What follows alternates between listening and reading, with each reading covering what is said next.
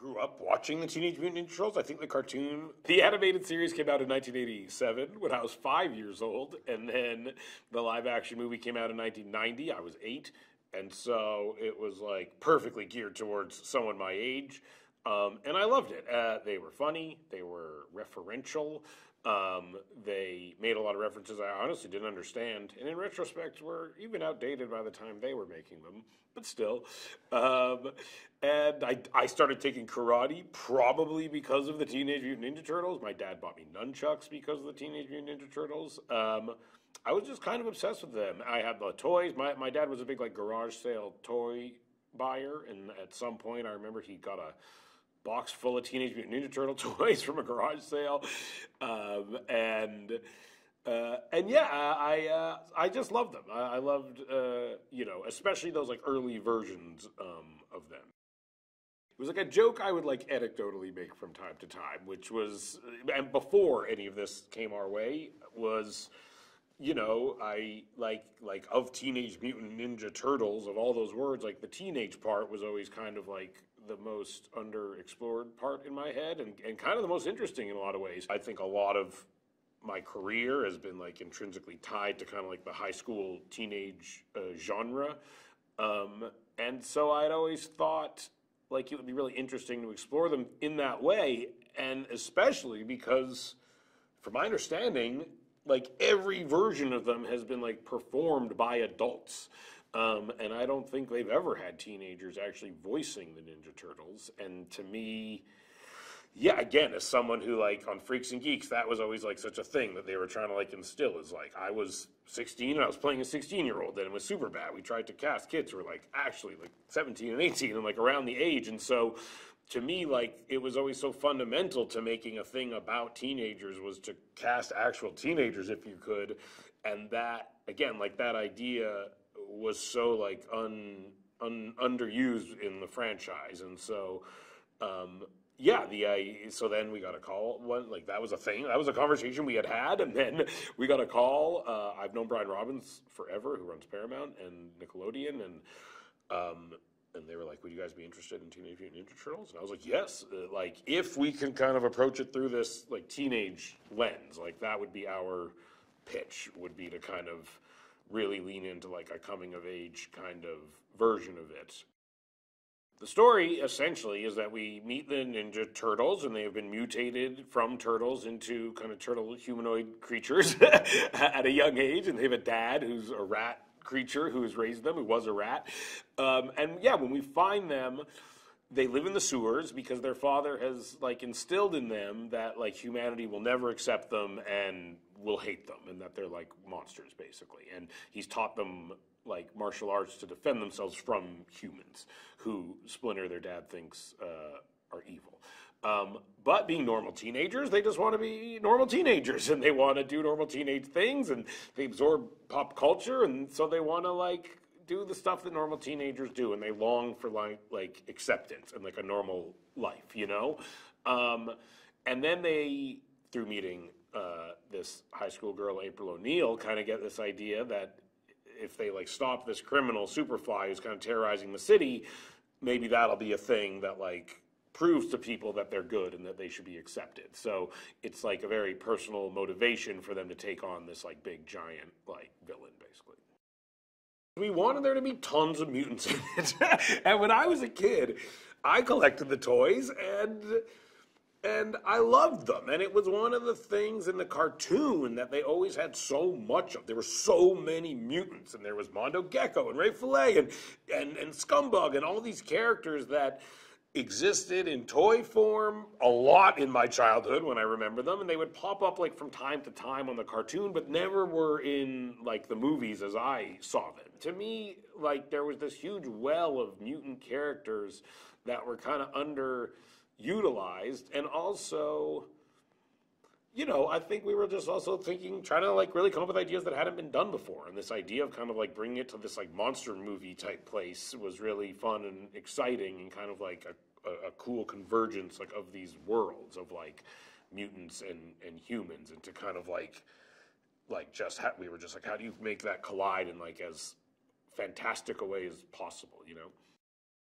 when you're creating a new villain, especially for the first movie, it can be a good way to separate yourself instantly from the other versions of Ninja Turtles. But it is inspired by a villain that is in the original animated series. But this idea of kind of like building out our own mythology a little bit and instantly kind of saying, like, it's not exactly the version of this that has existed in previous versions, you know, and we're trying to contribute and come up with new like things to it. That was a fun idea to us, but it's also directly inspired and built off of things that if you're a fan of Ninja Turtles, you like instantly will recognize. And so yeah, to us that was like a cool way in. Jeff's been amazing, and I've now been working very closely with him for like 4 years or something like that, I think. A very long time. 3 years, maybe 3.5 years. Yeah, you know, it's funny looking back how little, like, you know, how lucky we got. Because we just, none of these movies, Mitchell vs. Machines had not come out when we hired Jeff originally. And we really, like, worked very closely with him. And me and him did a lot of writing together. And the development of the look of the movie actually, like, informed the plot and story of the movie in a lot of the ways. And one of the things we had talked about was, like, this teenage element. And as he was developing, like, the look of the animation, that was something that he really, like, took to heart and started to lean into a lot, was this kind of, like, wild, like, you know, like scribbled in the back of a notebook, like animation style that was also like directly inspired by like a teenage mentality in a lot of ways. And then what was cool is we started to see that stuff come to life, and it was so cool and original and exciting that and we were writing the movie at the same time, and honestly, like, where my head started to go was just like, what do I want to see happen in this animation style? Like, and that was part of also the reasoning for adding even more mutants and more monsters, is like the designs were just so cool and fun. We were just like selfishly just like, I want to see more of this. Like what else can they do in this style? This world was created that really feels like the concept art and has the energy of the concept art. And to me, when I'm watching it, I'm like constantly like rediscovering how cool it looks, you know, which is great. My first desire was to have the kids record at the same time. And that was like a thought I had, was like, we should just try to have them all in there together. And it was going fine, I remember, the first day. And then I remember, like, we took a break and we were in the recording studio, and they were all in the recording studio we were in. They had like this tiny little banquette, like a booth, like a little tiny booth, like a restaurant booth. And they were all four of them like crammed into this booth, and they were just like, bah, bah, bah, bah, oh, you did this shot, oh yeah, bah, bah, bah, bah, bah. That's what you like, you eat that, oh my God, gross, eat that. And it was like, and I remember like going in to get a coffee or something and seeing them in there and being like, oh, like, that is funnier than anything we've done in the last like 2 hours. Like just them like talking and actually being themselves, just like going at each other and trying to interrupt each other and all that stuff. It was so funny. And I remember going back to Jeff and being like, this is what we have to do. Like that energy they have is like, that's what we have to capture. And it's honestly so hard. Like these recordings are not set up to have people overlapping each other and talking at the same time. And like, it is not how it's designed. And it took us several sessions to like build a situation where they could actually like fully interact in the way that they would.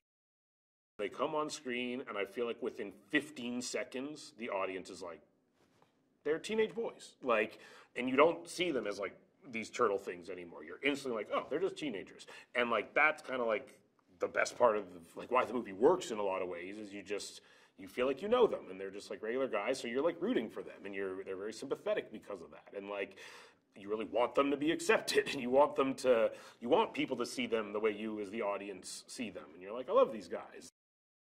I think Lauren, my wife, was the one who suggested Jackie Chan, and I think like it was an idea that like I dare not even have thought of. Like, and she knows I'm obsessed with Jackie Chan, and she, I imagine, suggested it because she was sitting next to me like on the couch as I was like watching like my 500th Jackie Chan movie over the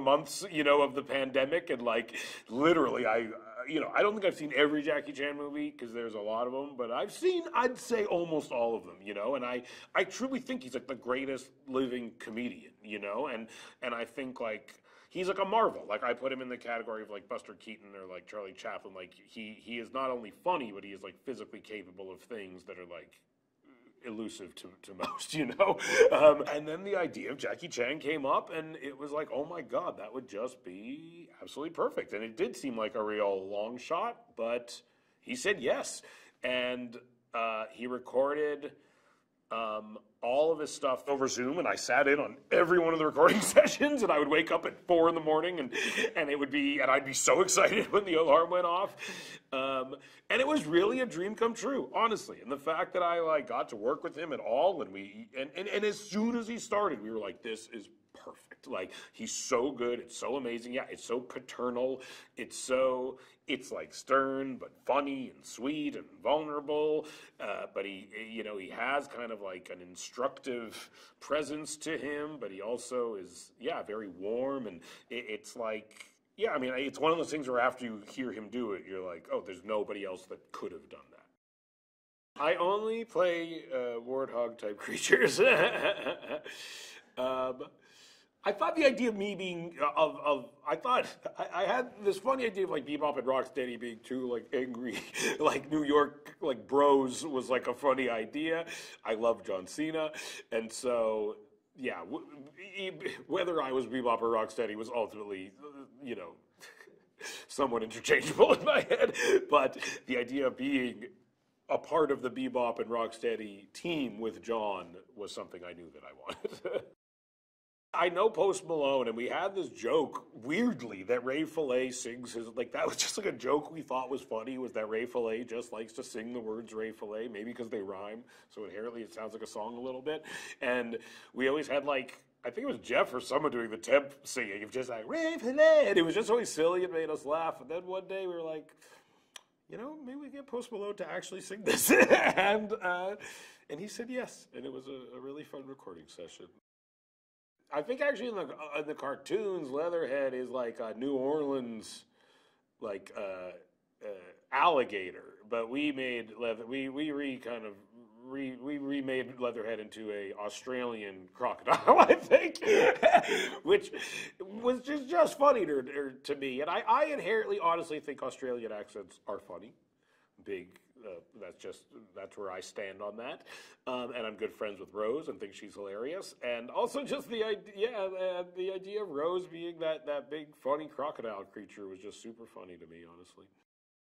We were aiming for a movie that everyone would like, and that was really something that this seemed like a good opportunity to do, was make something that like I loved as a 41-year-old man with no children, and that that the other people involved, Evan, a 40-year-old guy with 2 kids, and the other writers of the movie, and people in the movie, and everyone was making a movie that they wanted to love, and we were all such different people that we kind of had this attitude that like if we all love this and we're all passionate about this, we're all clear about what we think is good and bad, and we're all really bringing our voices to this, then hopefully we'll come up with a thing that like everyone can passionately love and respond to,